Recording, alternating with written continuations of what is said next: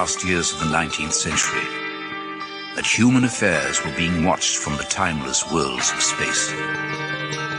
No one could have dreamed we were being scrutinized as someone with a microscope studies creatures that swarm and multiply in a drop of water. Few men even considered the possibility of life on other planets. And yet, across the gulf of space, minds immeasurably superior to ours regarded this Earth with envious eyes. And slowly and surely, they drew their plans against us.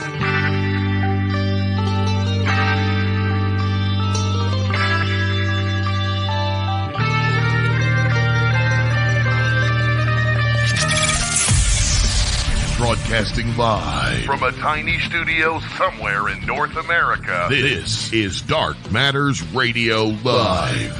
And now I give you your host, the silverback of ufology. Here's Don Ecker.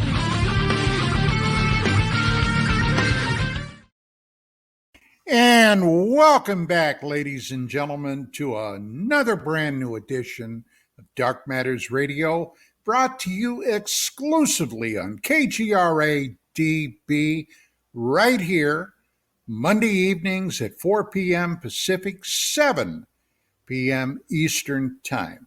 Now, tonight, we kind of have a panel thing going on. I invited Mr. Chris Deperno, who is the state director for MUFON for the state of New York, along with our co-host, both Mr. Mark Center, Mr. Gerry Cassell, and we've got some things tonight we're going to be discussing. If you would bring them all on screen, please. There they go. Chris, welcome back, my friend. It's a pleasure to have you. It's always awesome to be on your show, Don.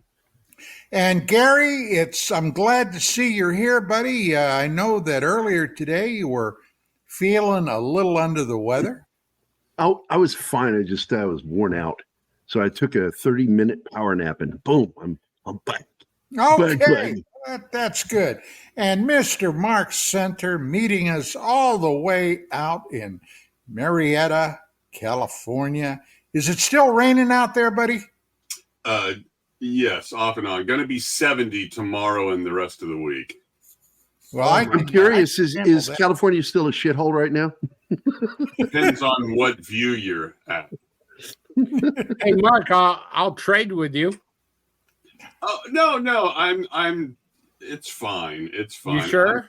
I'm just I would love to send you 7 feet of snow.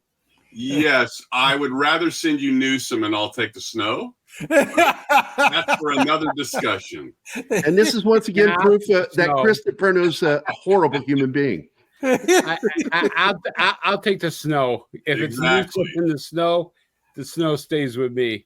He's got his own version of Gavin Newsom. I got Governor Hochul, so I'm not too sure. They must have been brothers and sisters at one time or another in a past life, because they're both bad. Well, tonight is really the first show that we will be doing on actually the UFO UAP topic. Last week, which was my first show of the new year, I had been down and out for a few weeks with some old bone problems. But and my bones are old. I mean, I guess I can expect this kind of crap now. But it's anyway, well, which old bone?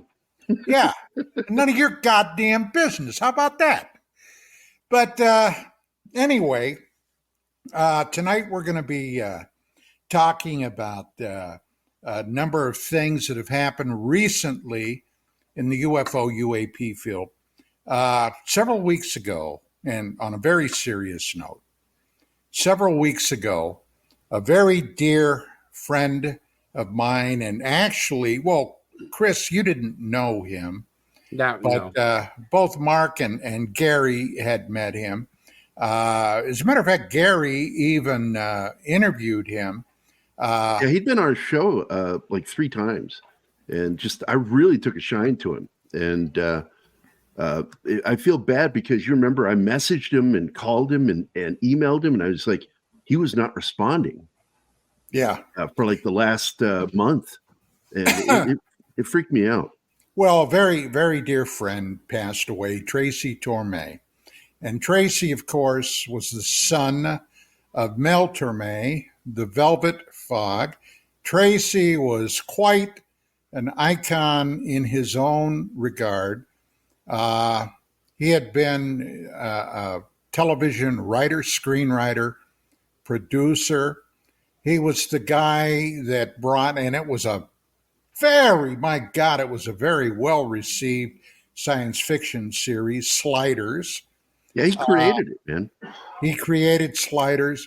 He was a lead writer the first 2 seasons of Star Trek, The Next Generation. He was the guy that actually gave the Star Trek universe the holodeck. And he gave the Star Trek universe Picard's alter ego in the holodeck, Dixon Hill, private detective. And as a matter of fact, Star Trek with the Borg, the second Star Trek, I believe it was the Borg. What was that called? Encounters, I think, or something like that. The second Star Trek movie, The Next Generation. They even brought that character to life in the film.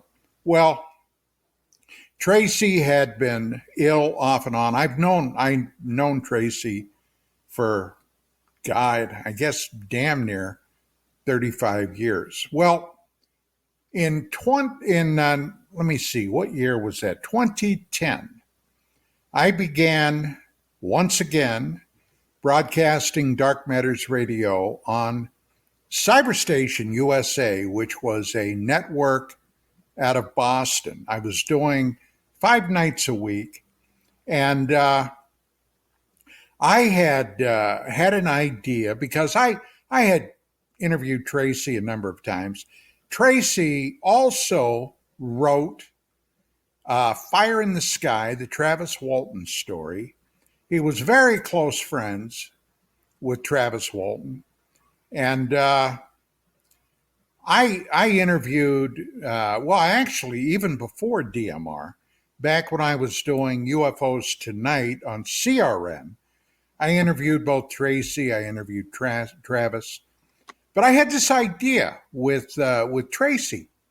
And I talked to him one day. I called him up and I said, hey, look, man, you have so many stories that not only encompass Hollywood, but also the UFO field, because he was a fascinated adherent of the UFO topic, all aspects of it. We had been very close friends with Bud Hopkins.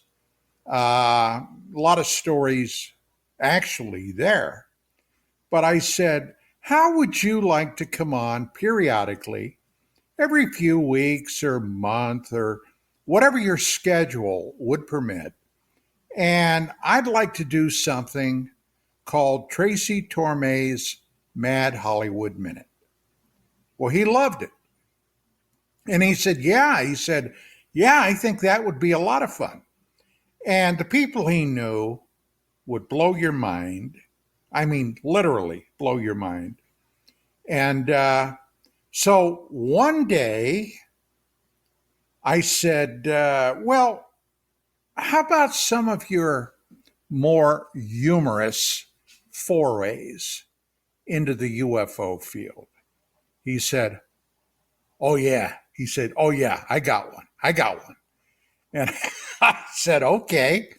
And, well, I'm going to play that for you tonight, as a matter of fact, in just a minute or two. But I just want you to keep one thing in your mind when you're listening to this.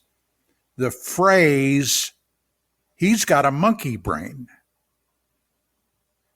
A monkey brain. Okay, Chanel, take it away if you would, please. Here he is, Tracy Torme's Mad Hollywood Minute and Dr. Stephen Greer. Back to another Mad Hollywood Minute with my special guest, Mr. Tracy Torme. Tracy, welcome back to Dark Matters Radio. Oh, thank you, Don. Okay, and I can see Chanel back in the production take a look studio. at some personalities in the UFO field. Tracy, you've been in this field a long time. You've interfaced with so many people throughout the research community. You had something that you wanted to discuss today, so why don't you go ahead and take it away? Well, Don, I used to be good friends with these two guys from Texas named Tom Adams and Gerry Massey, and they were the world's leading experts on cattle mutilations. Whenever anything about a cattle mutilation happened, they were contacted, and they had their own special van that they used to travel around mostly New Mexico and Colorado in, examining cattle mutilations. And I went and joined them on 2 or 3 different occasions. I would fly into New Mexico, I would meet them in some small town, and then we would drive around for 2 or 3 days.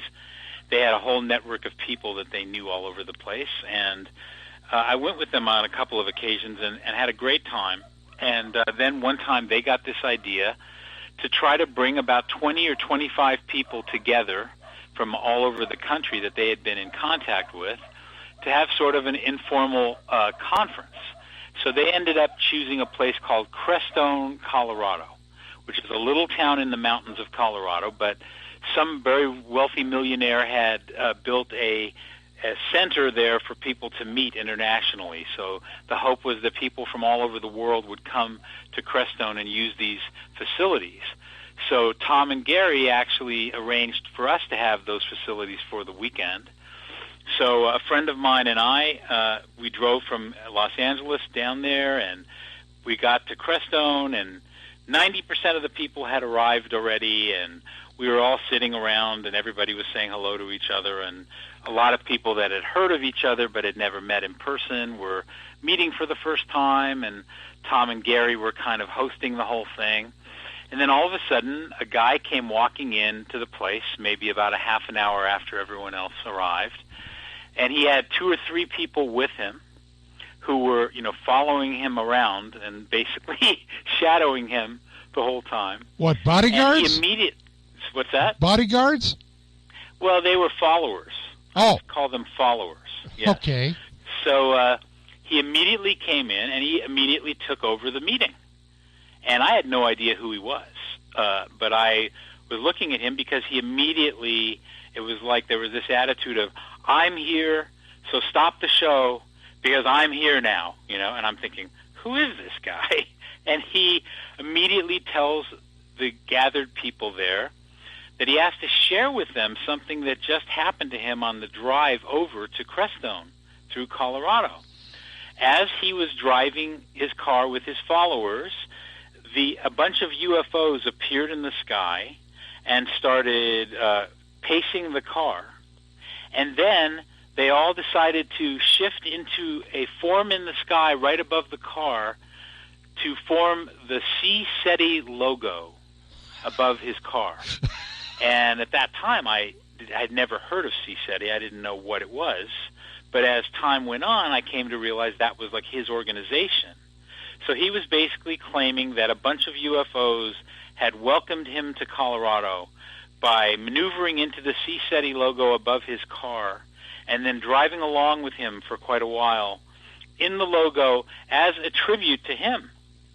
So I thought, wow, well, I have finally met the person who is at the heart of the whole UFO mystery. They're actually following him around and paying tribute to him. That's pretty amazing. So I just couldn't keep my big mouth shut. I after a few minutes, I had to challenge him about this. And I did challenge him about it because I thought it was one of the most ridiculous claims that I had ever heard in my life. And immediately there was an iciness between me and him, which lasted for the entire weekend. It never went away. But what happened that was very interesting was when I walked out of the room, my friend that I'd come from Los Angeles with was still in the room, but this guy did not know that my friend was with me. He didn't know that he was still there. This guy's name was Dr. Stephen Greer, by the way. So he apparently when I walked out of the room, he started telling everyone in the room that the reason that I had challenged him was because I'm a very close associate of Bud Hopkins. And he then described Bud Hopkins as a monkey brain. And he said, he's a monkey brain, and someone in the room said, what does that mean? And he said, well, he's someone who's afraid of the visitors and doesn't realize that the visitors are really here to help us and save us. So he makes people afraid of the abduction experience, thinking there's something evil to it or something bad to it, malevolent. So he's a monkey brain, Bud Hopkins. So obviously Tracy is also one because he's his disciple or whatever. So my friend came up and told me all about this. So about a day later, I walked up to Greer and I offered my hand, and I said, we haven't formally met yet. I'm Tracy Torme. I'm a well-known monkey brain. And he did a complete double take, and the color went out of his face because I could see his brain whirring around trying to figure out where I had heard that he had said that. And then we finally left Crestone the next day. My friend and I went back to Los Angeles. We heard, I didn't see this firsthand, we heard that after we left, Greer was charging locals $50 a head to take them out into the countryside and guarantee UFO sightings. If they would pay him $50, he would take them out and show them UFOs, and I certainly don't know whether he was successful at it or not, but I'm sure if he saw a shooting star, he probably would have said that was a UFO. And since then, I have from time to time heard that he has a certain influence in the field, and it just kind of amazes me because if you really think about what he was claiming when he came into that meeting, I think it's extremely delusional and certainly egotistical. So that's my experience with him. Well, Tracy, do you by chance recall the issue that Vicki and I did when we were still publishing, UFO Magazine on cults or cutting edge? Do you recall that issue? I am probably sure that I did read it, but I don't recall it offhand. Well, that was a particular issue where we tried to take a very objective look at various groups and organizations in the UFO field that had rather cultish tendencies, if you will. People like Sean David Morton, the Billy Meyer group, Bo and Peep, Marshall Applewhite. And in passing, we mentioned Stephen Greer's group, C-SETI. Mm-hmm. Now, when we mentioned them, not long after, we started hearing some rumblings through the jungle drumbeat. I'm sure you know how that goes. Yes. That they were less than fully happy about that. And there was a woman who at the time, she's no longer with us, unfortunately, she passed on from cancer. But there was a woman that was in that group, had some type of an administrative position at the time, that really, and I mean really, began to slander both Vicki and myself. Now, we received a letter from Dr. Joseph Burks, who at the time was Greer's West Coast administrator for the C-SETI group. He has since left, years past, C-SETI, no longer has anything to do with Greer. I have no idea what that was about. But at the time, he was a very loyal member and sent us a 15-page letter about this and challenged us to a debate on CompuServe. Now, at the time, of course, I was doing my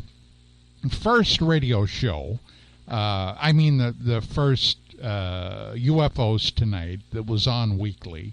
And I told Vicki after reading that letter, I said, why would we go on CompuServe and have a computer debate when I have a radio program? So I extended an invitation to to Dr. Joe Burks. He came down, and like all our guests that were in town before the show, if they were in the area, we would have them meet us for dinner and buy them dinner, then take them down to the studio, do the show.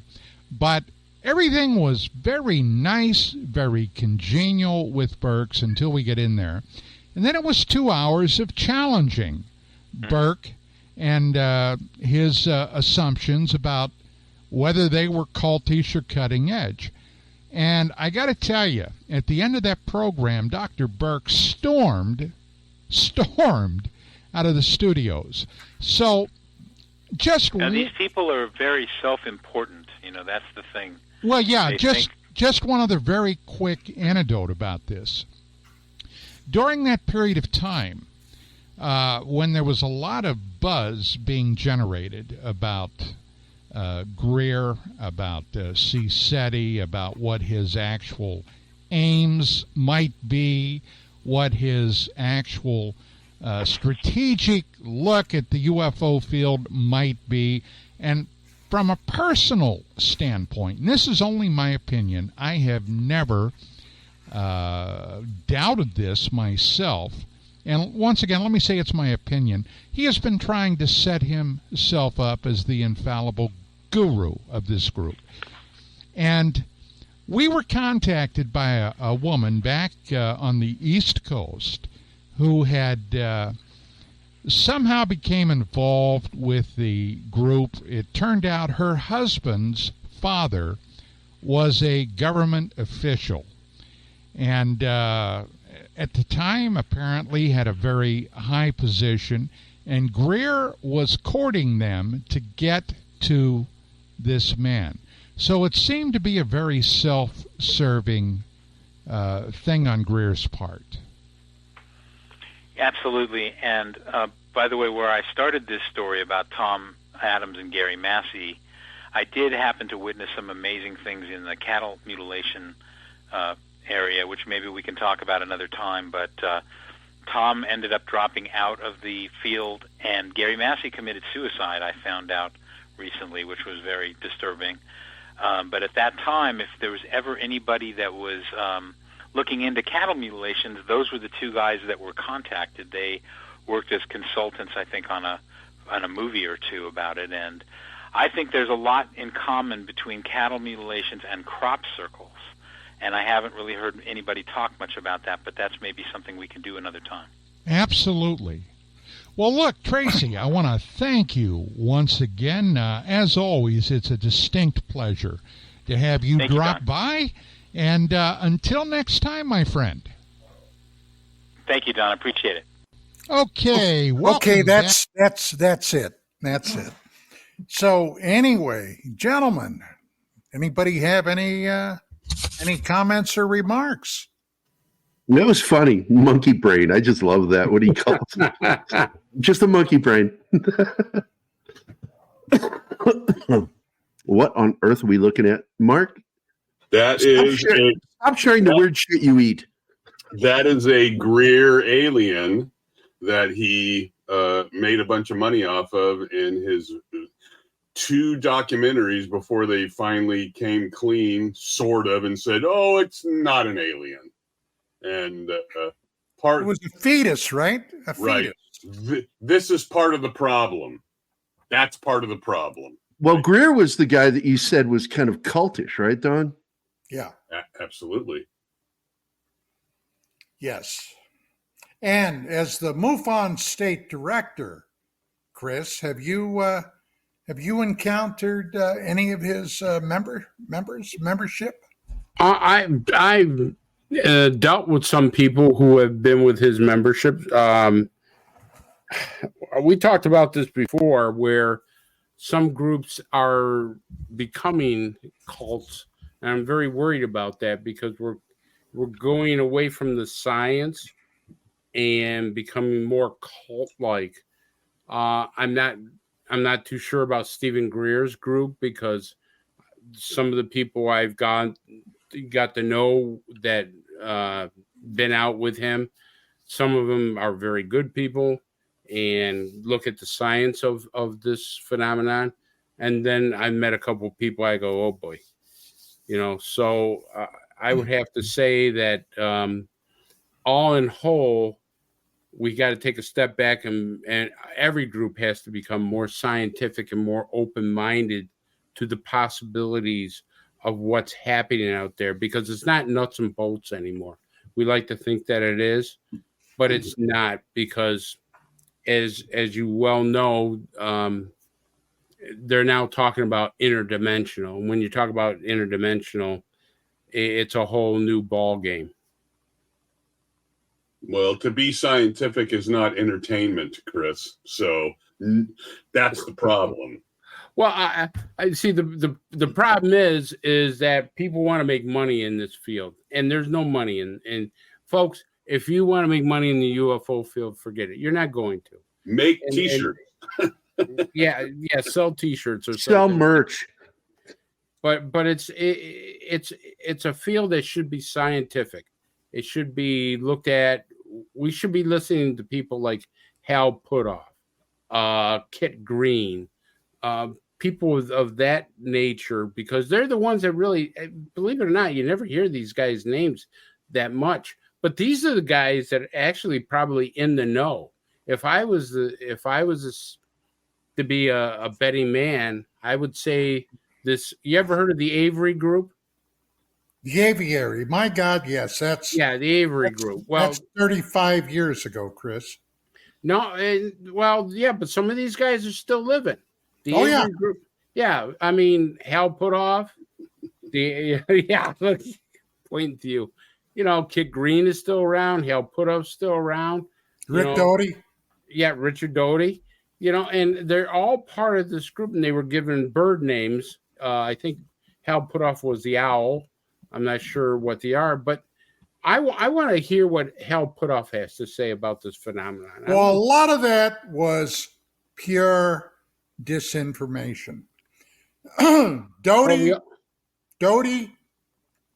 was one of the guys that used somebody else, William Moore, to basically disinform and ultimately disenfranchise a civilian scientist by the name of Paul Benowitz that literally drove the man into a mental institution.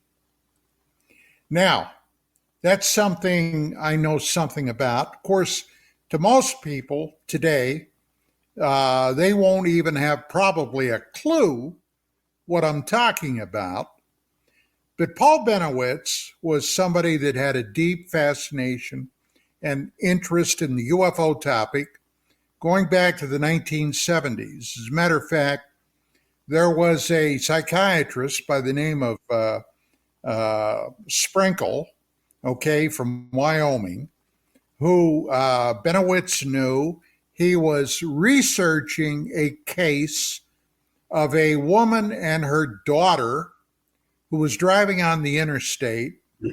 According to what the woman said, they were basically interfered with by a UFO that came down, ultimately abducted them. And it was a traumatizing experience for these two people.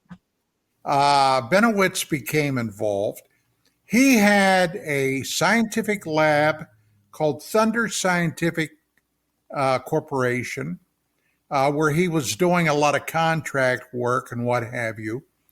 He was literally next door to an Air Force base. They were conducting some top secret experiments and research. And I'm going by memory now, but it involved the Alphabet Soup Agency, No Such Agency. Right. Been around for a week or two. You may know what I'm talking about. But he was warned off by the Air Force.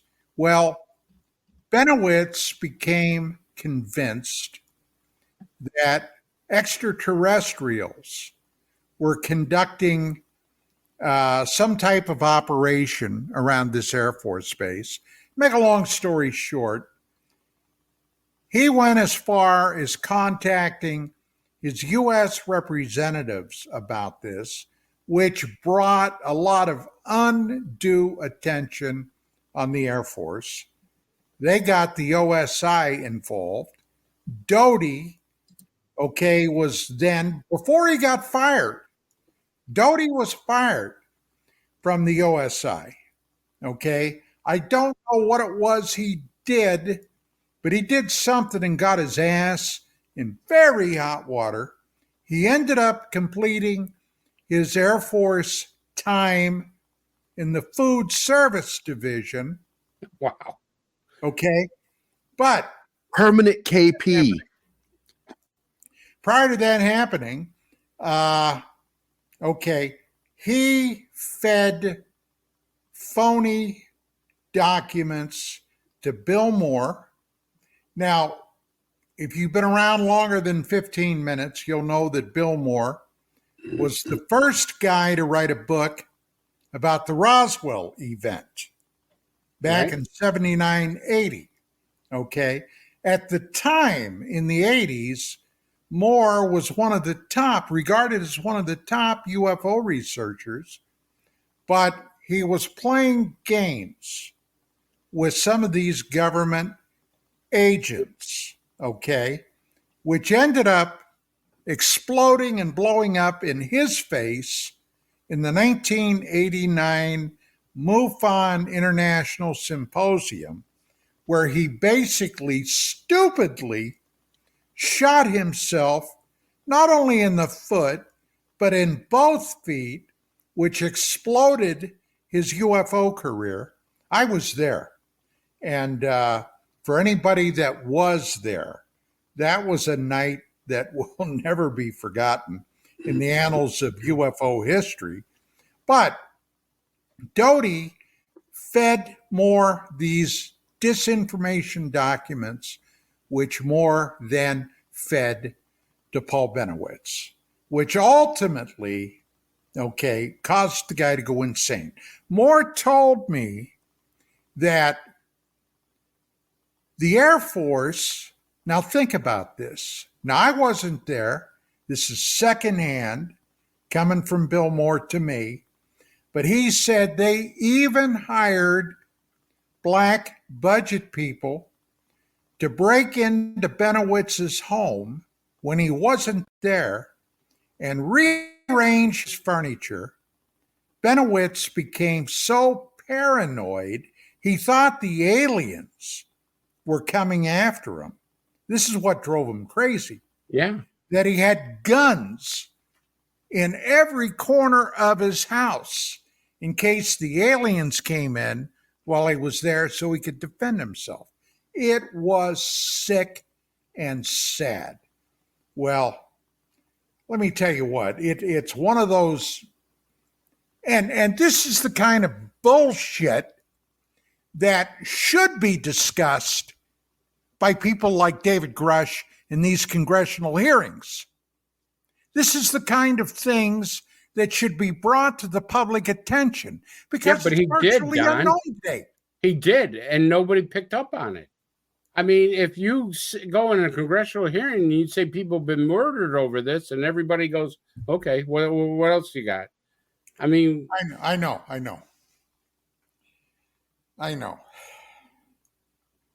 It's a very sad Chris, thing. let's be honest about that, though. He did say that, and he made a lot of claims, and he told a lot of stories, and he referred to a lot of stories told from stories, but there's not a lot of meat there. I'm not saying he's lying, but he seems to be at this point a collector of stories. I don't disagree with you, Mark, but here's the problem. Nobody is doing the follow-up questions. Don, you're a former detective. But he won't answer them. He said, oh, yeah, I can answer them. Let's go in that room. Well, then I would march him in the room. Right, but we're not going to hear it because it's not our room. That's the problem.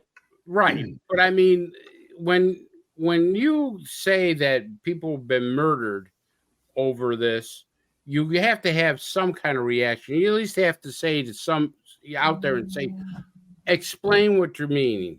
Explain that. Absolutely. In a closed room away from the public. Thank you very much. But I mean, there was just total silence about it. And, you know, there was no reaction. You didn't see any reaction from anybody. Well, what kind of reaction are you going to give a guy who says that and he says, I got to be careful what I say here? And this, of course, was in this show here. Of course, that's backwards, but he basically said, I got to be careful what I say here, but we can talk about this more in the skiff or whatever. Well, then what are you going to say? Nothing. It's okay. We'll go in the skiff and we'll see what you got. Right. But I expected some kind of reaction out of these congressmen. They acted like they already knew that. They acted like it's, whatever. It's nothing we want to touch right now. Well, look, guys, here's the bottom line. If any of those Congress people are capable of finding their ass with both hands and a search warrant, okay, they will have done a little bit of research into this topic. And what are they going to find? That the ultimate core secret of the UFO phenomenon is encompassed by a special access program, an SAP. And if something is encompassed by an SAP, if you have a security clearance and you even find out about that, to even mention that Project ABC is enveloped by an SAP, okay, you're guilty of a felony and they can put your butt in prison. Now, what's that mean? Well, just like I said in my paper I wrote a couple of months ago, this is whatever the secret is, don't ever look for it to be disclosed. That's why I find this whole disclosure process such a farce. Basically, in my opinion, it's nothing more than mental masturbation. Well, that's no fun. That's no fun at all. Yeah, well, there you go. Well, there's another piece to this, Don. I don't disagree with your SAP thing, but when somebody goes up there and says murder, when somebody goes up there and says biologics and says specific things that are supposed to be true, isn't that in violation of that SAP? And yet they're allowing that, like the big manipulation, right? So, well, yeah, to an extent, but my conclusion in the paper about what I consider the possible secret might be, because of evidence that I've turned up, and we all know about certain events in the UFO field. We know about Roswell. We know about STS-48. We know about Phobos 2. We know about a number of other purported crashes of UFO UAPs coming down. We've heard the stories from people like Lazar, that Lazar back in the day reported that he was aware of 9 discs or craft of some type that the government got their hand on. One of them, I firmly recall, he said showed what appeared to be battle damage, but not others. And so how we got our hands on them, somebody had mentioned one or two of them might have been found during an archaeological dig. He did say that, Don. I'm sorry? He absolutely said that one craft was found in an archaeological dig that it was very surprising. There wasn't all talk before that Doppler radar had affected these crafts that did some kind of it kind of confused the anti-gravity device that they were working. They were crashing because of radar at one time. That was just a theory. I don't know if that's true or not. But the problem is that there's so much disinformation in this field. You don't know what's going on. I mean, the truth of the matter is, what has David Grush told us? Not saying he's not a good guy, but what has David Grush told us that we don't already know? Stories, yes. Hey, right up front, he said, he told everybody in Congress that these are purportedly events that were relayed to me by other people that did have firsthand information. Who are afraid to come forward. Yeah. So, well, what have they done to Grush? Okay. Now, the second episode of that TMZ UFO Revolution series, okay, I got this far. Somebody, the powers that be, have gone after him. Now, he didn't specifically say that they threatened his life, but he implied that kind of pressure was put on him. They exposed an incident that he had that I mean, talk about playing dirty pool. Those slime bucket sons of bitches, okay? The guy has PTSD from his time in Afghanistan, okay? He had an event that happened where he got drunk one night. Oh, his wife, yeah.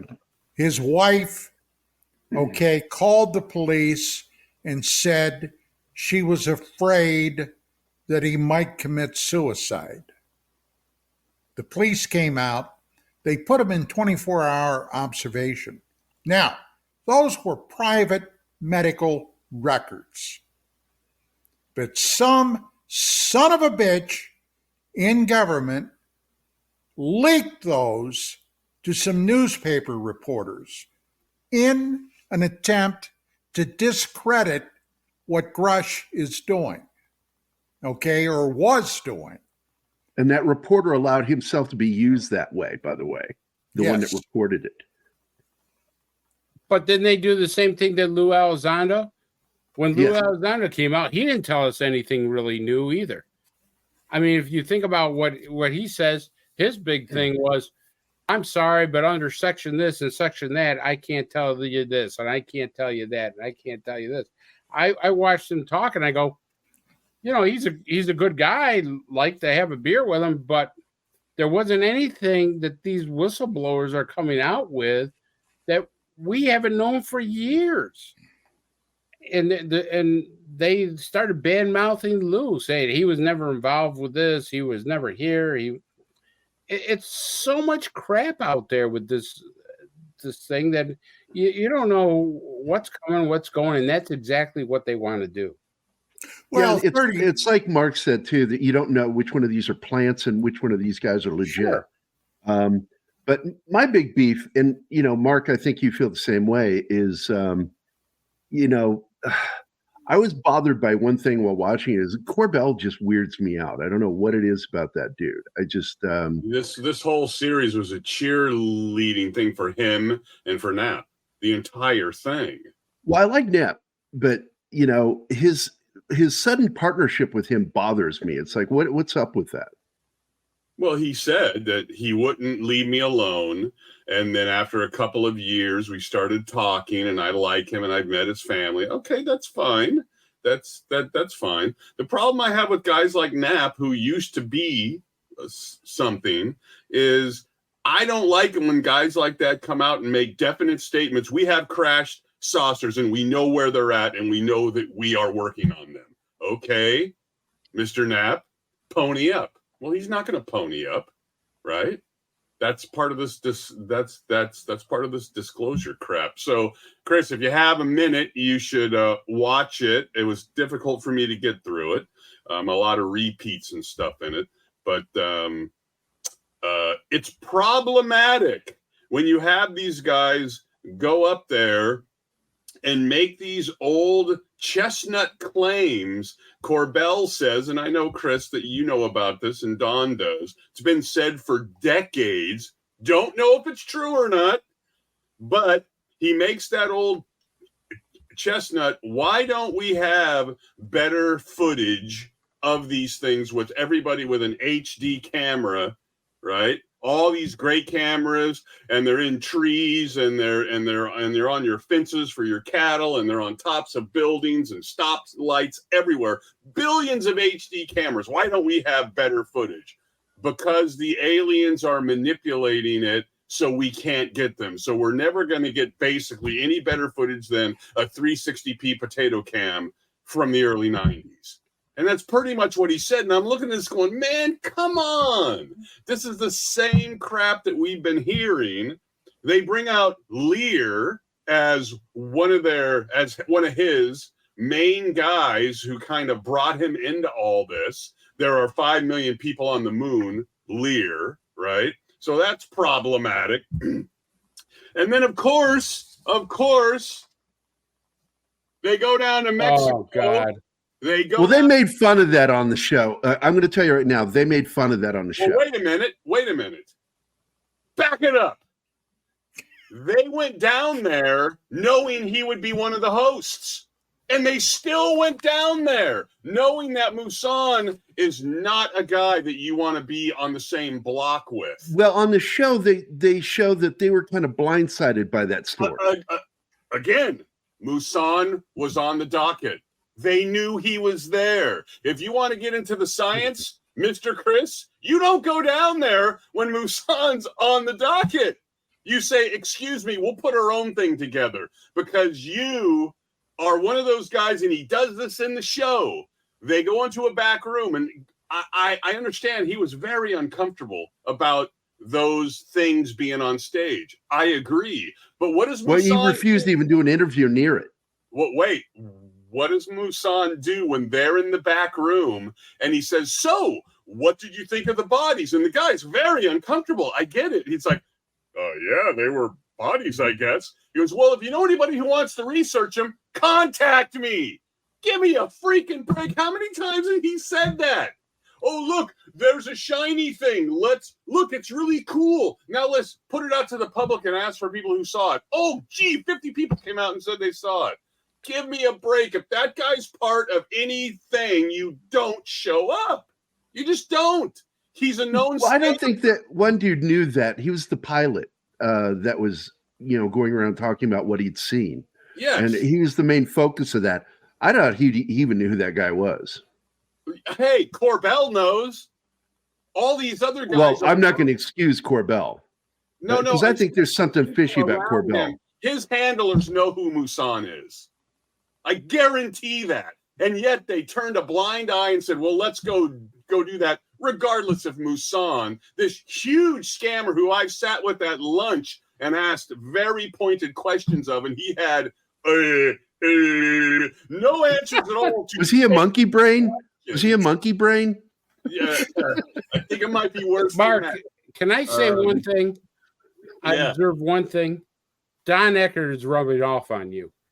Well, I get very annoyed with this. I swear to God, for 1 second, I thought I was talking to Don. The only thing you got to do is you got to know how to say them sons of bitches. Them sons of bitches.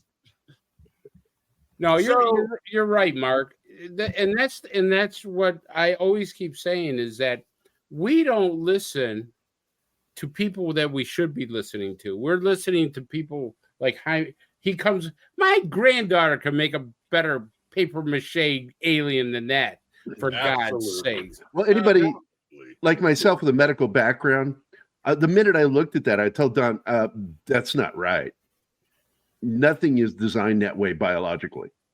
I bet you if you get real close, you'll see some headlines in newspaper ink and stuff like that, where they make it's just paper mache out of it and stuff. See, there's no excuse. I think Chris would agree with you. There is no excuse to saddle up with people like that when you know that they're going. I mean, if Greer was going to be in something, are you going to saddle? Why wouldn't they tell him that that he was going to be there? Because that pilot had no idea who the hell that guy was. He was so. And you could tell he was really shocked. He was. I completely agree. But his handlers know MUFON. I guarantee you. Why wouldn't they tell him? Because they were more infatuated with a platform for this guy to speak on, right? And I also understand that. I get it. I get it. Guys, we need a different platform because this guy's a rat bastard and we can't saddle up next to him because he's a known liar and manipulator. Yeah, but look what we do to other people. Don and I, we've talked about this, Mark. And first of all, you're absolutely right. But we got people saying how I was in the Marines and I had this secret mission. And as I was doing this mission, I saw people being loaded onto a spaceship. Right. Or then it goes to change. They were in containers, but I was told there was people in the containers, and they're taking all these children and people off to Mars or God knows where. And then another guy goes, I was supposed to build a range underground, and they took me to a top secret place. Oh, yeah, right. A gun range? Right, You're gonna make a gun range, and they take you somewhere, some monolith or something that's floating in the air, and they tried to kill me afterward. I mean, come on. We all know that this is all a load of crap because look, Area 51, right? You're not going to get near anything that's special over there. The Romulus Air Base that was in New York at one time, there were protesters trying to, we're going to see where the nukes are and stuff. And I had a friend who worked for CID, and he's laughing, saying, they're never going to get near the stuff. They're never going to get even close to it. We got so much security around that type of stuff that we know when a bird shits in that area, for God's sake. The closest you're ever going to get to that stuff is an anomalous thing in the sky, and you're going to look at it and go, I wonder what that is. I mean, you get stories like Corey Good and all these others where. Oh my goodness! Don't even. Yeah, I was taken from my bed when I was 17. I did 20 years in the Mars Space Force, shooting aliens and everything. And then you want to ask them, okay, what was the nomenclature of the weapon you had? What's nomenclature? Come on! I mean, this is. But people buy tickets to it. They want to believe. And I'm not knocking these people because I want to believe too. But they want to believe so much that they take these stories for gospel, and that the aliens are walking among us and they're here. And maybe they are. But I got to tell you something. They got to be asking for a taxi out of this planet the way this place is going, for God's sake. It's not to especially California. It's not to bag on MUFON necessarily, but they would much rather have Michael Horn at MUFON Los Angeles than Don Ecker. Why? Because Ecker's going to go in there and go, you sons of bitches, you're believing a bunch of horse shit. But then when you bring in Horn, I got all these cool stories about Billy Meyer. Great, we'll pack the room. That's part of the problem. There was, I won't mention the name, but there was a person at one time selling tickets to hear his story, and they were $35 a pop with a whole auditorium. Now, $35 a pop, that guy's making some serious jing on the most craziest story that yeah, and I fought the aliens, and then I became friends, and then I was off on this spaceship, and my God, the blue chicken. I was working with a blue chicken. I want that man drug tested before anything else. For God's sake. And yet they'll sell those out. Yeah. Then you have Don on there, and you'll have a bunch of grumpy old men out there. Yeah, Don Eckert. You don't tell me Don Eckert. Damn sons! Listen to that guy. Them sons of bitches. Exactly. We got 1 minute to break, Don. We got 40. Well, about 45 seconds to break. All right. So, with that being said, when we come back, let's take a look at some of the implications. The chandelier. About that the jellyfish UFO. That was something else when I saw that today. It cracked me up. Jellyfish UFO. But we got more coming up. So hey, stick around, gang, because the four of us are going to be back. I got to tell you, I'm happier with my hair as high and tight. I don't know why, but I am. Chris? Oh, that's good. I'm not saying you look any happier, but you look like my senior DI.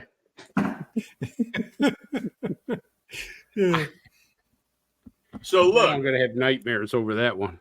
Oh yeah, Chris, I just wanted to throw this out to you that if you don't have a way to watch that a 3-parter, just get that information to Don, and we can set you up. No problem. Yep, I definitely would like to at least take a look. It might be good for a good laugh, or it might be something that I'll actually enjoy. There's some really good stuff in there. I'm rarely impressed with productions. I thought they did a really good job on the production, but there are so many troubling things in this show, and one of them being Corbell. Just he's all over this video. Well, it's his puff piece. I mean, he's just Anyway, well, I watched his documentary from a few years back, and I could barely handle watching that. It was so problematic. Talking about the Bob Lazar. Yeah, the Bob Lazar one. What a bizarre documentary. Right. So part like what Chris says, the science and all that. Okay, great. So when they have, this is the problem, and Chris and Don and everybody knows this, when you have the information, you release it right now because you're first on the block to have it. If you want to get clicks, make a little bit of money, whatever, you release it. Musan is famous for that, and How is famous for that. Just get it out there first and research it second. So when the jellyfish thing, I guess they got it first. When they got the jellyfish first, they put it in this thing, and some people got screener copies, I guess, of this. And if you go onto YouTube, you'll find a number of people looked into this thing, and to my satisfaction, it's been proven as an array of balloons. And well, that's a conclusion D'Antonio came up with. Right. And there's a number of people who did that. And it's like, well, this is no different than what Musan and Hessman and those guys used to do. They throw this stuff out there. Did this need to be in that show? No. They have plenty of footage to put into that show. And some of that has even been proven to be. I would love to know what exactly videotaped that thing. Okay, it was up in the sky or on top of a building or something. It was able to track this. Right. It looked like a gun camera. Yeah. I know that you didn't have time to watch the whole thing, and you're probably a better person for that. But if you watch it all, they do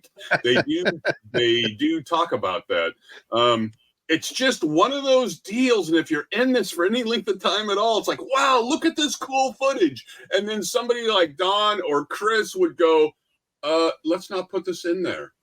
I don't look like a... Well, they made a big deal out of it, Mark, that the targeting camera wasn't able to lock onto it, as if that was somehow important, that it was fighting it. But there are certain things like Mylar and things like that you're not going to be able to lock onto. It might have been important. Latex. You just don't throw it out there and say, looky, Mom. looky what I did. You don't do that. And then they got this chandelier thing, and they basically did the same thing with it. Now there's different people who have done work on that, and it could quite possibly be the ass end of a jet or something like that. Not as many people looked into that yet, but there is some stuff out there. But it's that just, I get so pissed about this when they have something and they say this is an alien or this is a UFO or this is that. Let's look for people who have seen it and we'll research it after the fact. It's like the internet. Once the lie gets out there, there's no fixing it, right? There's no fixing it. The Billy Meyer case, real to millions of folks. The Dr. Jonathan Reed case, real to millions of folks. That's the problem with this. So you have Corbell who wants to make a difference. Why are you doing it like this? What is it, ego? Is it, well, I got to put the stuff out now? I don't understand why you're positioning yourself no different than the rest of these guys who have been around for decades. Well, we talked about that thing that flew over that military base on the last show, and we had all different opinions, from it being a drone to maybe a jetpack to Mark. I think one time said it was bird crap on a lens. Yeah, that's how these things go. We don't say, all right. First of all, I mean, and I will tell you this, and people will disagree with me and stuff. At least in my time, that if something flew over a military base that we didn't know what it was, we pretty much would have shot it down, or take a jet fighter or a helicopter and follow it a hell of a lot better what these guys did. Now, so whatever this was didn't alarm anybody, because you didn't hear anybody sounding the horn or sending up aviation equipment after it or anything like that. So that's the first thing that makes me think, like, this can't be anything of importance. So, somebody probably looked and said, hey, look, there's a whole bunch of balloons dangling up there floating by. Yeah, okay, whatever. What's on television? Kind of a deal. So, I mean, but people want to believe so bad that they will look at something like that and say, oh my God, there's a jellyfish UFO. Okay, let's look at that for a minute. This allegedly happened in Iraq, okay? It overflew a base in Iraq. Now, hey, at the time that we were there, and we still got troops in Iraq right now that are being fired upon damn near daily, okay? This thing flew over apparently at night, all right? It was nighttime. Obviously, it was silent. We saw it overflying people down on the ground. They didn't react to it. So it had to be basically silent. And nobody really knew what the hell it was, which suddenly made me think, well, how in the hell did the guy with the camera know to zoom in on this thing and record it? Who gave him the heads up?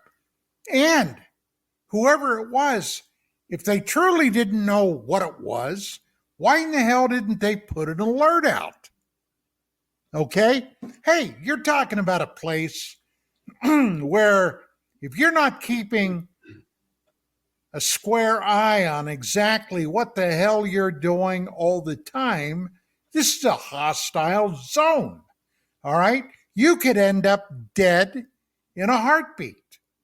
All right? I don't know. You see, that's one of the problems. Very few people today have served in the military, much less served in a hostile fire zone. Very, very few. So, most people, if they hadn't served, wouldn't probably even think of those questions to ask.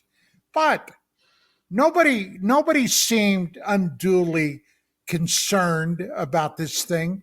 just zipping along over their heads. But somebody knew enough to video this thing. How did they find out about that? Chris, how in the hell did they find out about that? And if they knew about that, why in the hell didn't they notify command authority?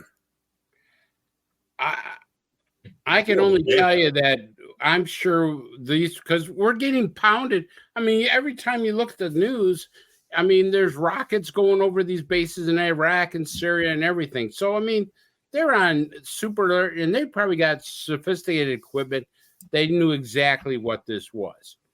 And somebody said, hey, these are a bunch of balloons they're flying over. I'm sure they were on top of it with stuff that we're not going to see, because they don't want the enemy to know what we got, because we're in war right now. People don't want to believe that. But, folks, we're in war. They're shooting missiles at the U.S. servicemen right now, and people are getting injured.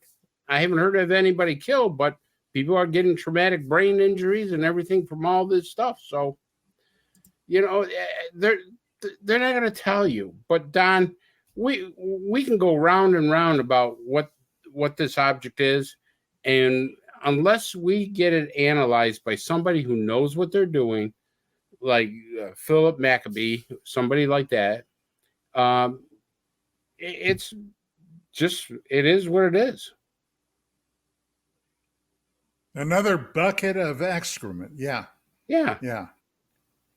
Another bucket of bovine excrement. Well, also, I'm going to print this thing out to give you proof about the issue of people not serving in the service right now. So we have this thing, for whatever reason, it gets picked up and it gets videotaped. And then there's no outcry, I guess, internally with the military, and it gets leaked or sent out, more than likely sent out as more of this disinformation, shiny thing with all this other hit it stuff. right on the head. Right? So it gets sent out, and it's like, well, wait a minute. So this is filmed, and then these guys say, let's send this out to the public. Let's do that. Mm-hmm. So, Don, are you telling me that this person is not worthy of being on the combat field and fighting for you and me and our freedoms? Come on, Don. Come on. Mark, you never stop, do you? You just never do. Oh, man. I can tell you right now, this show's not going to be on YouTube. I didn't say anything. We just got banned from 50 nations. I don't know. Yeah, it's like Mark's not going to be happy until this show gets canceled. So, and then of course you have the chandelier, and again, it's probably not in what they posture these things at is just like, oh my goodness, look, almost like crop circles. Not saying that all those are fake either, but that chandelier thing has a crop circle-ish type of a look to it, right? So they put that thing up there and they're like freaking out about it. Look at that. It's got structure. It's got this. It's got that. Well, could you have done a little bit of research ahead of time there, Jeremy? Huh? Could you have done a little bit of research ahead of time? No. I'm going to Muson it. I'm going to throw it out there and see if people will buy tickets to my next appearance. You know what, Mark? If I can and just say this, I think you just hit something. Okay. I think they want to make this topic so ridiculous and laughable that we won't give a damn about it anymore. Because remember, for 40 years or more than 40 years, we've tried to keep this secret. And it's been slowly breaking out. So then what do? We say it's going to break out, but we want it to be our agenda. So we're going to change the name from UFO, which I have no idea why they wanted to call it UAP. Then is to get away from the stigma. Right. And so now they're saying, well, now these things are a threat. Wait a minute. These things have been flying around here since the 40s, and now all of a sudden you brainiacs decide that they're a national threat. So there's part of the agenda. Now the new ice cream word of the flavor of the month is interdimensional. Grush never said they were aliens. Grush never said they were extraterrestrials. he did mention interdimensional. So now everybody's running and going, these are interdimensional creatures. They're demonic. They're this. I mean, they got us going in all different directions. And that's what they want. Because when they wanted the truth out, when Tim Burchett wanted the truth out, what happened? When Schumer wanted to put something in there to make us get the truth, what happened? The intelligence community says, not on our watch, ain't happening. And they shut them down in a heartbeat. Right. To Don and to Gerry, it would be they didn't change it to UAPs because of what's attached to the term UFO for decades. They did it so they could remarket it and be in control of it. You can't be in control of UFO, but you can control UAP. So it's a marketing ploy instead. Because you've created it. What Don says all the time is they've switched it around to national defense, maybe to bring in trillions of dollars, etc. Don, when you watch the last one, half of the last episode is fully on board with that. That's all they talk about for a half hour, and the last one is national defense. Just like you've been beaten on. I'm going to throw a theory out here because I watched a video of an FBI agent by the name of John D'Souza. Have you ever heard of him? Yeah. Okay. So John D'Souza says, hey, we're going to eventually one of our military to make this a real threat. One of our military or one of our commercial planes are going to be shot down by one of these things. He says that. And I'm saying to myself, what? That's crazy. But then I remember Operation Northwood. You ever heard of Operation Northwood? I don't know if I have. Yeah, Don knows exactly what I'm talking about. Operation Northwood was back in the 60s where the intelligence communities wanted to go to war with Cuba. And so they were going to mark a military plane to make it look commercial, remote control it with tape recordings of people screaming and howling and how they're being shot and shot down, blow it up, and so they could have an excuse to go to war with Cuba. And this is not a conspiracy theory. Right. Documents actually got. So I'm saying to myself, if back in the 60s they're thinking about this, suppose they wanted to do this now. Well, that's insane. Well, it's insane, but they wanted to do it. So in this show, you have Knapp, and he's done a lot of interesting work. I'm not a Knapp hater.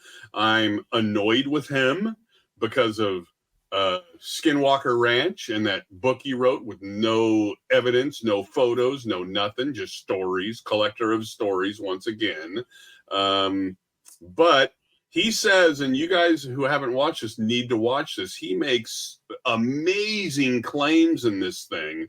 In his mind, factual, in my mind, unsubstantiated claims over and over and over again in this thing. And Lazar pops up on part 3, and Corbell says, so are you keeping stuff away from me? And it's on a phone. So the phone's like this. Are you keeping stuff away from me? Of course I am. Oh, thanks. Thanks, Lazar. By saying that, what's he doing? I don't know if he is going to keep stuff away from us, but he's keeping his name current. Oh, he knows more. He's got more information that he's purposely holding away from us, like the ABCs on how to set up a security system in a whorehouse. Tell us, Bob. Tell us.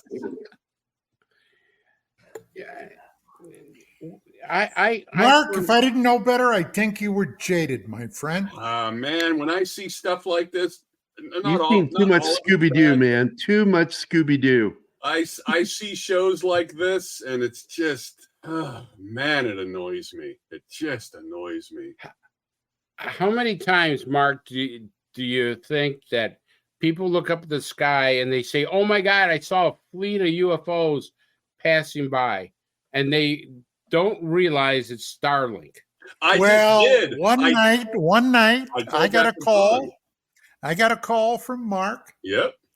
and he said, "You ain't gonna believe what I just saw." Yeah, and I saw that, right? So I run in the house to get my phone, and I come out, and it's gone. And I go, son of a bitch. So I call it down and go, I can't believe what I saw. So what do? I go on to YouTube, and it shows me the Starlink thing that I forget what they call it, but there's like 15 of them. And it's, well, that's what I saw. It's nothing. Shit. You remember Tracy Torme had the sighting last year. Remember that shit? Yeah. Yeah. But, one of the things they kept talking about on the, I think it was the second episode, or it might have been the third episode of the show, was that the few seconds of video footage that for some reason the U.S. Navy did not release, which shows. Really? Yeah. Really? They brought it. Yeah. This is the footage that went along with the gimbal and the Tic Tac.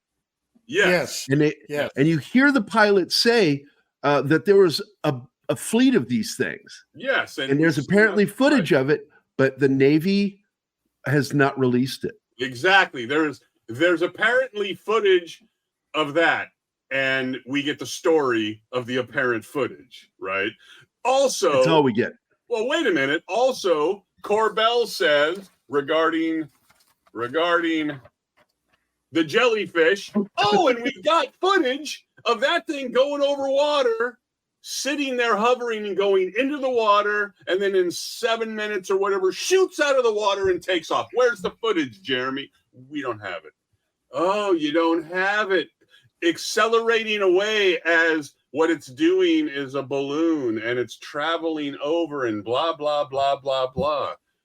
Man, we're not moving forward, right? I mean, as much as I like Stanton Friedman, I met him, I talked to him, used to call him on the phone. He's done some good work.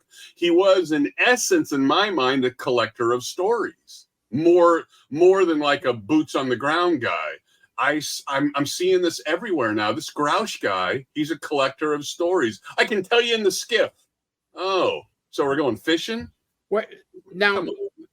Mark, you heard the new story about Grush, right? Which one? How he gave a private briefing of everything at a New York City I don't think I house did. or something with FBI, CIA people and Wall Street people. He gave a PowerPoint presentation. I didn't hear anything about this. I didn't hear that, but why would Wall Street folks be there? Yeah, thank you.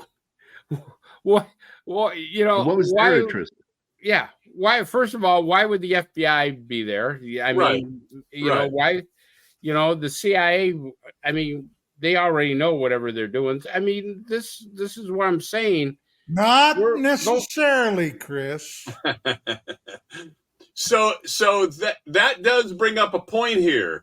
If Wall Street's there, what involvement has Wall Street have in 2008 with the crash of the real estate, right? There's all these things that Wall Street's been manipulating and what the dollar's worth and all of this stuff, right? So, much like what Chris said about the blowing up of a commercial airliner to go to war with Cuba, it's more of a financial war at this point with the Ukraine and all that. So why wouldn't they bring it in there and go, hey, guys, here's a few avenues that we could look at to manipulate the world market, etc. Now, don't underestimate what's happening in Texas right now. Oh, yeah. Okay. You got the administration in the state of Texas at loggerheads. All right. It's going to be interesting to see exactly where that goes. Now, from my understanding of the United States Constitution and from what Texas is using as a reasoning, okay, the federal government has no business impeding their attempts to block off that area, okay, from basically what amounts to a foreign invasion. That is Texas and city proper. property. So I don't know. I've been keeping my ears open for that. Didn't they just lose in court? I think the news said that Texas lost in court, that the Border Patrol can cut the razor wire down. Yeah, because they probably went to the Ninth Circuit. And stuff.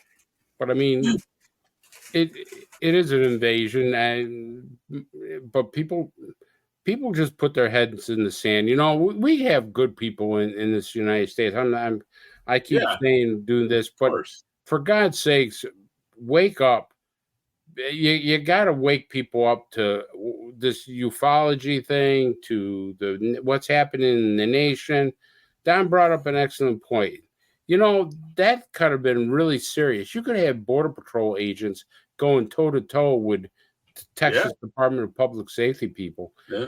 And how terrible would that be? And it only takes one person to get shot or hurt, and then you have a real catastrophe on your hands. That's the sort of thing that leads to revolution. The analogy that I use at the moment is we have Argentina and we got that guy who won there. And at first he was freaking out. He was out of his tree with the chainsaw and all that. But I like him. And he went to Davos to go talk about you morons out here are socialism and all. And he called him out on that. But look how bad it got in Argentina, right? Look how bad it got there. And then they finally, as a group, installed a guy who might want to turn it around. Well, we're not there yet. We're not there yet. Well, Mark, look how bad it's getting. No. I'm saying for the populace, for the general populace, it needs to get that bad to wake up the general populace.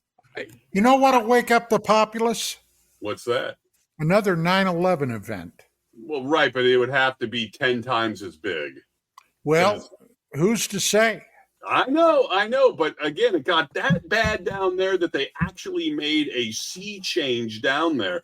We're way more free than that country. We're way more rich than that, right? We have so that's what it took for them to get that freaking screwed up down there that they finally made a change. We have people that want certain people to stay in power right now. And it's like, what's going on here? It's not bad enough yet. It isn't bad enough. Gas needs to go to 10 or 15 bucks a gallon, et cetera, to really make people go, oh my goodness. Where are the million-man marches they had in Paris of all places when it got really bad, right? Well, we don't have those here. We've got guys who say all the birds are drones and cameras. There's no such thing as birds. And then they picked up on that and said, oh my goodness, is that true? No, it's a troll, you moron. That's America. Mark, I'm loving you, man. He's in rare form tonight. What is up with this? This show pisses me off, and when this guy says, I kind of like that three-parter, I wanted to reach the camera. Oh, hush up, Mark. I did like it. I still like it. Although I agree with you on several parts of it in the Corbell. About that show. Nothing. Hey, well, I'll tell you what. Now, I've had that for several days, and I had fully intended to watch it in its entirety before the show tonight, but unfortunately, I had several extremely important things pop up that ate up my time. Are you interested in what that was? No. I had to see the end of Reacher season 2. There you go. And then I had to watch Halo. Okay, I had to watch the first season of Halo. So you guys can have Halo. I'm a gamer, and I didn't like that show. Yeah, well, that's because you're invested in something really stupid, okay? Yes, Don? What? Oh, my God. Wait a minute. I've got a pocket full of go fuck yourself, Mark. You want me to check the other pocket? We did talk about that. About if you're super invested in something like that, right? You bought the games and you read the books and all that. And I told Don, I said, look, if they did a similar thing to Supernatural, because, I won't say Don's a bit gay for that, but let's be honest. He loves that show. If they were to do something like make Dean and supernatural transgender or something, he'd be out of his freaking tree because he has so much invested in it. But he doesn't have that invested in Halo, so he looks at you, Gerry, and says, "You moron." But then I can say the same to him. Hey, they made him into a transgender, Don. What? I will tell you this. After being on this show for an hour and a half, if I had any hopes of being a real radio show host, it just went down the shitter. So, well, it's been a long year. Let's go for it, because I got nothing to lose now. It's been a long year, and then this stupid show just got under my nerves, man. Well, yeah, but Mark, see, the problem is this has been going on for years. Oh yeah. I mean, we have seen such crazy ideas. I mean, I had a woman actually tell me that a UFO went in her backyard. The aliens came out, and she believed this. The aliens came out and asked if she would help fix their ship. And I go, what? And I said, yes, the aliens had trouble with their ship and they needed help. I says, well, are you a physicist? No. Are you an astrophysicist, or are you an engineer? No. Well, what's your profession? Oh, I'm a housewife. They needed their ship cleaned. So now I'm sitting here going, wait a minute. What? I mean, what'd you do? Take a hammer and a chisel, or did you just kick it and say, see, it started? You misogynistic prick. You know, I mean, so she took her Electrolux out and cleaned it. Well, I don't know. Maybe they needed new spark plugs, for all I know. But maybe they ran out of gas. I don't know. But I mean, this is the stuff that's coming up. Gerry, you may not know this, but here's an analogy that you can use. In the 90s, we had the Mexico Flap, right? And Don and Chris know. I mean, they released all sorts of cool video, and it was like, it was like the birth of the video, right? So I figure out, and I forget how, but I find out that Lee and Brett Elders were the ones who were taking that footage and editing it all together for MUFON to release, right? The Billy Meyer people, craziness, right? So you can't trust this stuff, and you can't trust that stuff, because it's all being filtered through something. All of it's being filtered. Here's an example exactly what you're saying, Mark.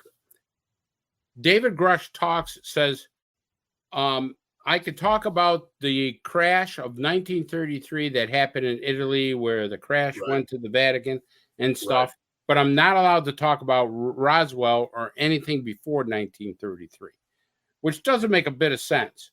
But that's what he's saying, right?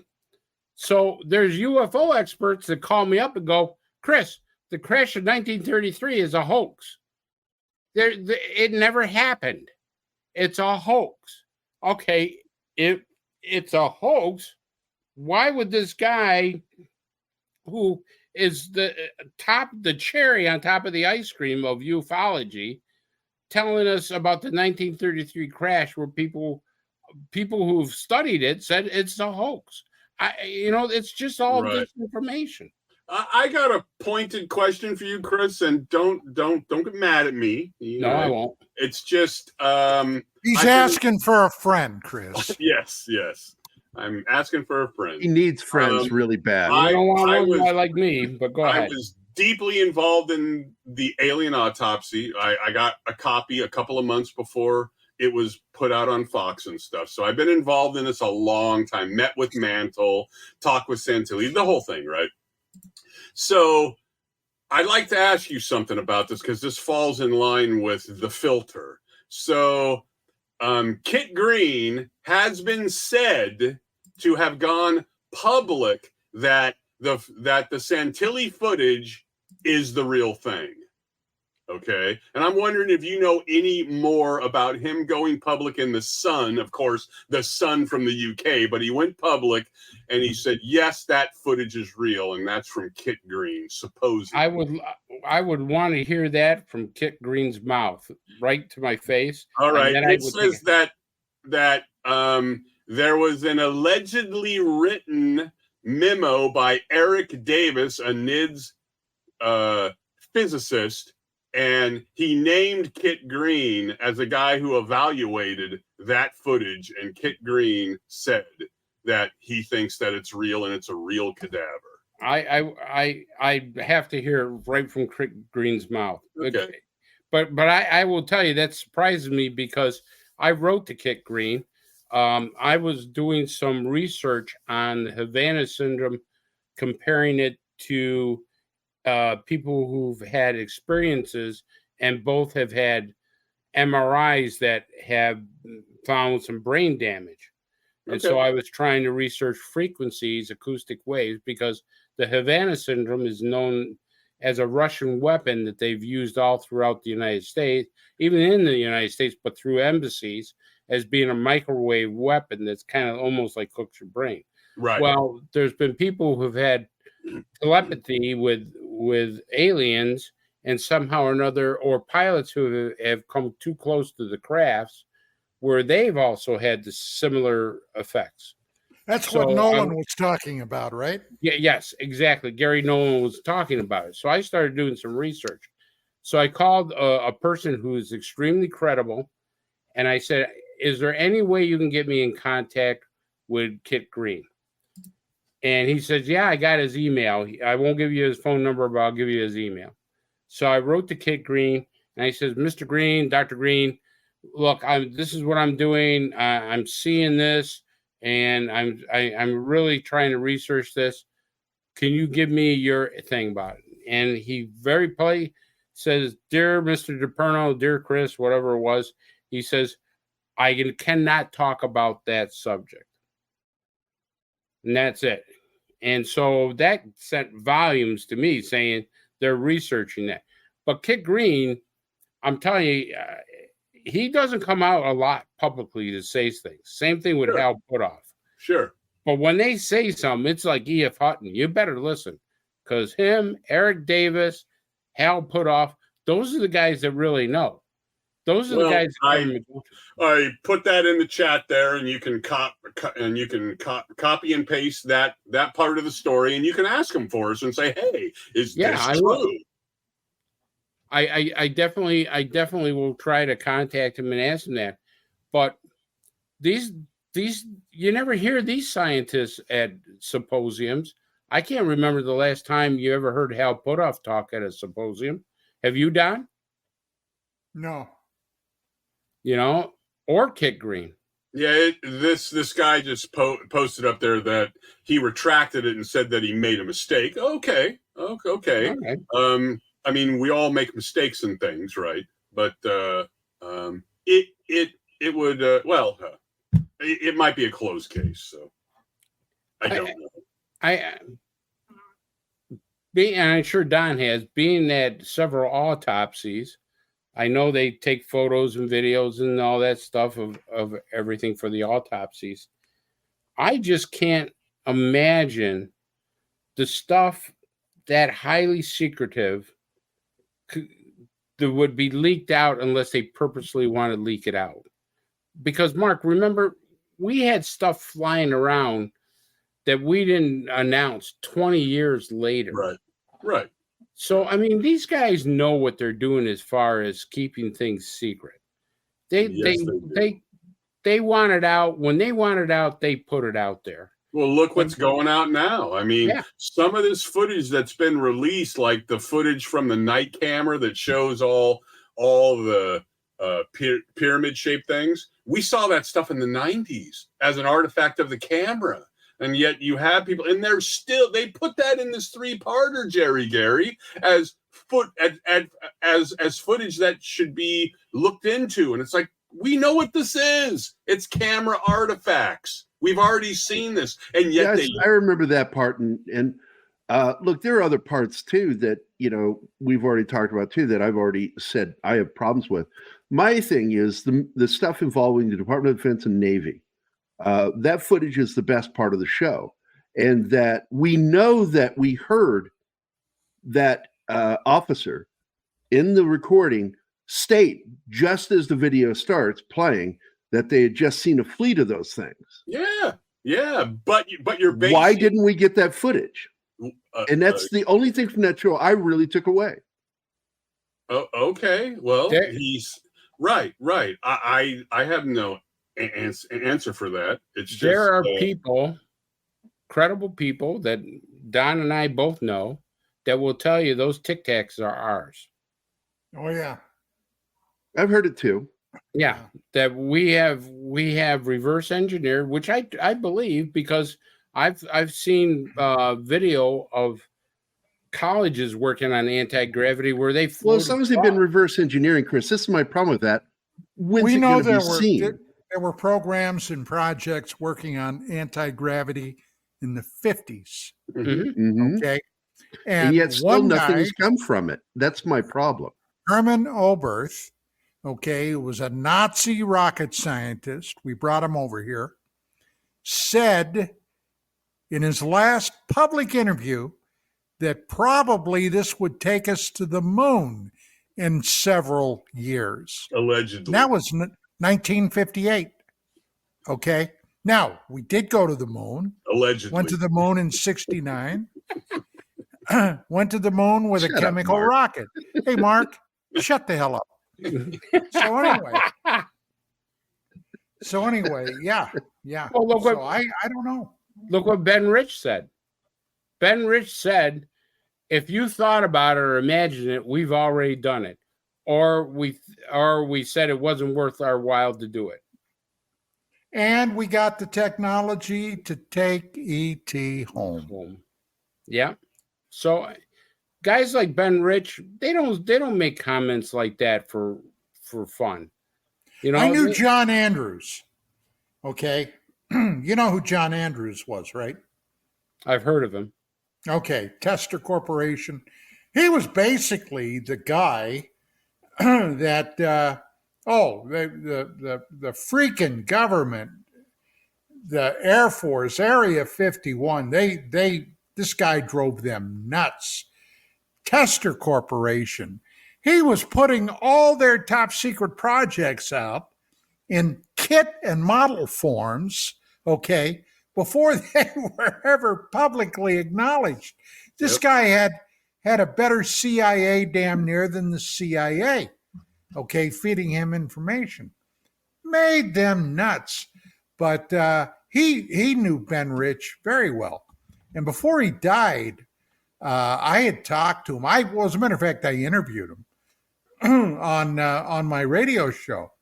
And I got to tell you, he told me some stuff off record that blew my mind. And if we really had an inkling of what the hell was out there, probably, and I'm not exaggerating, we probably wouldn't be able to truly have a peaceful night's sleep again. Well, I remember I think Mark or Gerry, one of you said, why haven't we seen this technology and stuff? Yeah, I said that. I remember a quote from J.P. Morgan. And J.P. Morgan, very powerful, he goes, if I can't put a meter on it, it's not coming out. Which means if they can't make money on it, it's going to stay dark. Yeah, but we're talking about the military-industrial complex. There's a way of making money at it.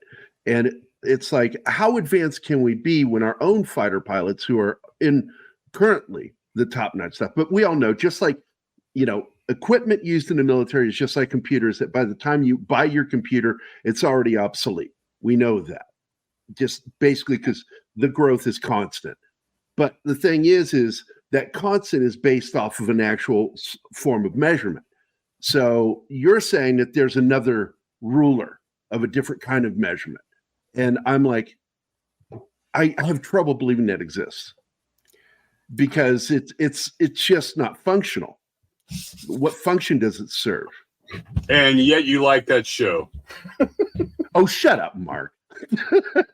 So there's the tester, and I have one of those. They're $200 now on eBay. $200. I think I paid $40.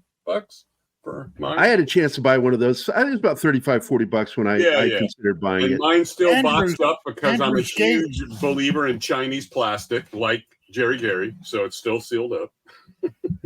Andrew sent me one. It's in my garage somewhere. Yes. That's Smell it to scary. Mark. He wants to build it.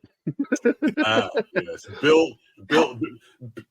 If you build it, they will come. Yes.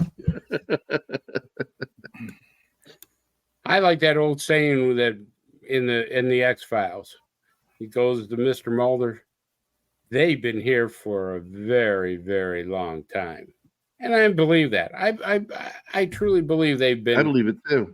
Been around here for a long time, but nothing like some of the stuff that people are putting out. Well, I'll tell you, recently, speaking about that very thing, I've been examining stuff that I discussed and talked with Zecharia Sitchin all over again. Now, his series of books, known collectively as the Earth Chronicles series, starting with the 12th planet and going through things like Genesis Revisited, the Wars of Gods and Men, the Last Expedition. I believe today, because of what Sitchin wrote and researched, that it all goes back to those entities the Sumerians talked about called the Anunnaki that originally came to Earth probably, according to Sitchin, roughly 400,000 years ago originally to basically mine minerals from Earth. Now, mine what? Well, according to all the myths, the writings, the research, they were after gold. Not for money-wise, but they were using it in some way to seal their atmosphere. They were having problems with their atmosphere. Now, it's been a long time since I read a lot of Sitchin's works. I'd have to go back and reread, but we do know that roughly 300 plus thousand years ago, gold mines were discovered in South Africa that had been worked over 300,000 years ago. Now, worked by who? Okay, human beings, Homo sapiens sapiens, had no use for gold other than the fact that it was a very pretty metal, but they couldn't use it for tools. They couldn't use it for weapons. It was too soft. So if it were humans that mined that, for what? Okay, these are the kind of questions that I think about frequently. And with that being said, I think the bottom line is we're going to find those beings, the Anunnaki, are actually what is behind a lot of this. Do you guys have any thoughts about that? I think the time should be spent on uncovering what's already been covered up at like Baalbek and those sorts of places with technology and stone and all that seemingly was cut and stacked and all that. Nobody seems interested in that, but here we go running down the street with all this footage, right? Well, what about that? What about all that interesting archaeological stuff that's out there that they have no answer for? They can't cut that stone nowadays. Right. So they just turn their back on that we can touch, that we can feel, that we can measure, and they just turn their back on it and say, "Well, no, check out this video." Don, to answer your question on that, I truly believe there's been more than one civilization on this planet. This planet is billions of years old, right? And the universe has been billions of years old. So I bet you we've had maybe 4 or 5 civilizations living on this planet. And man has walked on those civilizations before us, and probably maybe even more advanced than us. Well, there is definitely a thought that human beings have arisen. Hey, look, human beings can be traced back, and most academics will deny this, but at least close to 1 million years. All right. There have been human beings as we know them around for a very long time. Now, if we were just to look at our recent civilization, our current civilization, when I was in college, in school, Sumeria was always credited as being the first civilization. I mean, they popped up roughly 6, maybe 7,000 years ago. They already had the arts of government. They had kingship. They had agriculture. They had mathematics. They had astronomy. They had medicine. Okay. The first credited civilization. Well, where in the hell did all that come from? Well, the Sumerians said it was gifted to them by the sky gods, the sky people that came down, the Anunnaki, those who from heaven to earth came. They gifted the Sumerians. Now, if we look at what has happened in just the last 220 years ago, 220 years ago, what did we have? We had oil lamps, okay? We had horse-drawn buggies and horses, okay? And that was about the extent of our technology. Well, we had firelock muzzle loaders, we had flintlocks, but when you got right down to it, okay, we were primitive beyond primitive. But yet, what happened in the beginning of the 19th century up through the beginning of the 20th century? We literally went from horses to steam power, okay, finally to electricity, gasoline internal combustion engines. The first airplane flight was in 1903. By 1915 and 16, we were having sky battles. Now, what am I getting at? Technology jumped by leaps and bounds. And by 1969, we're landing on another freaking planet. Now, do we really think that we were the apex of civilization? Chris, I absolutely, totally agree with you. I think humankind may have had as many as 4, 5, or even 6 previous civilizations in that immense span of time. But why aren't they still here? Because we had a flood 12,000 years ago. We have had continuous catastrophic events on this planet. Whether it was super massive volcanoes going off, astronomical events dropping a comet or an asteroid on us, something has upset the apple cart. And look, right now, it's not beyond the ken to believe that our magnetic field is about to toss and tumble. The Adam and Eve papers. Exactly. Chan Thomas. Yes. Yep. Yes. But hey, I got a cool video that I want you to watch, Don. I got a story about the video too. It's uncorroborated, but it's cool. Don, if I may, I'd just like to read this one thing to you. Okay, well, by the way, guys, we just got a little under 2 minutes to go. So I'll give you this real quick. Government UFO whistleblower claims he gave secret presentations to CIA, FBI officials, and Wall Street bigwigs at Manhattan. And he talks about how these small little crafts are absolutely huge on the inside. When you go in, they're enormous. You see them on the outside, they're small little things, but in the inside. So he's now giving this idea of different dimensions. That's going to be the cherry on top of the ice cream. I'm small on the inside, but enormous on the outside, Chris. You're the opposite of the TARDIS. Yes. And there we go. And that's what they're going to start saying.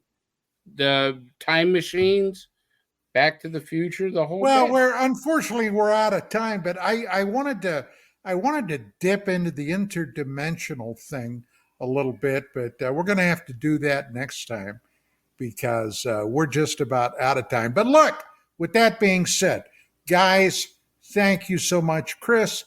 I'm so glad you could join us, Gerry and Mark. Mark. It's been too long as I got to hang out with you, dude. Gerry and Mark, I'm so happy you guys are back on board. And hey, we're going to do it again next week. Once again, Chanel, our producer, did a magnificent job. Absolutely. Thank you, Chanel. And hey, we'll see you next time. Good night, folks. Go Reacher.